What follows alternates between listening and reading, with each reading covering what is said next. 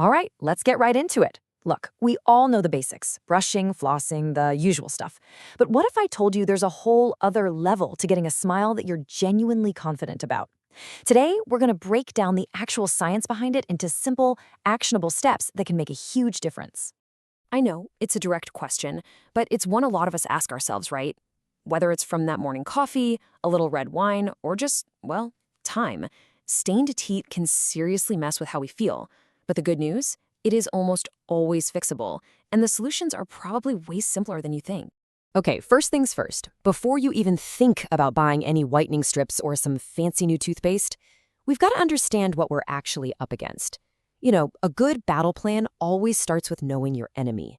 So check this out. It turns out not all stains are created equal. On one side, you've got extrinsic stains. Think of these as surface-level stuff. From coffee, tea, tobacco, you know the culprits. These are the ones we can usually tackle at home. But then you have intrinsic stains. These are deeper, coming from things like an old injury, certain medications, or even just genetics. For these, you're going to need a professional. And honestly, this is the perfect way to picture it. Those surface stains, they're just like getting a little mud on a brand new pair of white sneakers. Annoying, for sure, but with the right cleaning tools, you can get them looking fresh again. And this brings us to a really, really important self-check. Seriously, go look in the mirror. If your teeth have more of a grayish tint instead of a yellowish one, that is a huge clue you might be dealing with those deeper intrinsic stains. Knowing this first can save you a ton of frustration and money on over-the-counter products that just weren't built for that job. All right, so if you figured out you're in the surface stain camp, that's fantastic news. Now we get to the fun part, the playbook. These are the actual tools and tactics you can use to start fighting back. Whitening strips can be super effective, but so many of us use them wrong and end up with those painful little zingers. The key is to be smart. Don't use them every single day. And here's the big one, the pro tip.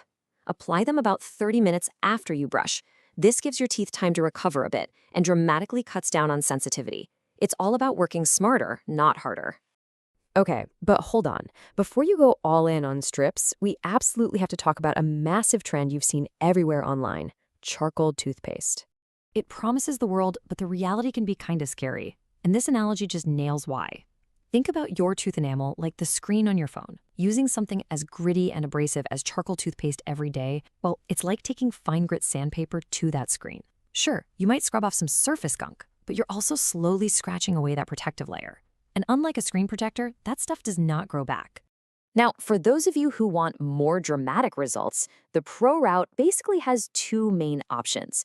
As you can see, Zoom whitening is like a 1-hour power session at the dentist for super fast, noticeable changes. Custom trays, on the other hand, are a more gradual approach you do at home with a professional-grade gel. Really, it's a choice between speed and drama versus control and sensitivity. Whiteness is one thing, but let's be honest, it's only half the battle. So now, let's talk about the other major confidence killer, bad breath. And its source might actually surprise you. You see, bad breath isn't some big mystery. It's usually just basic biology.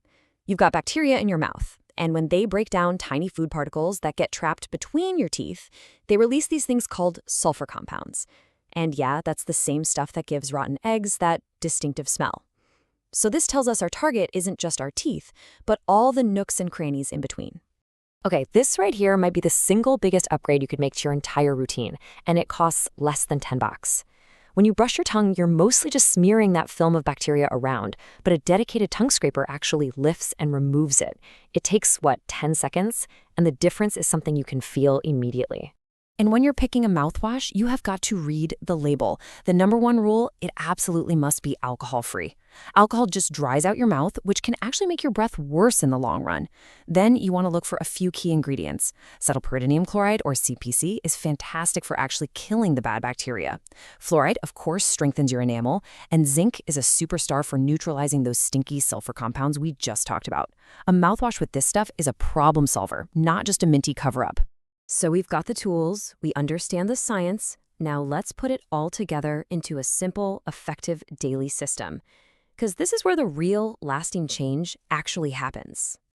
Look, the data here is just undeniable.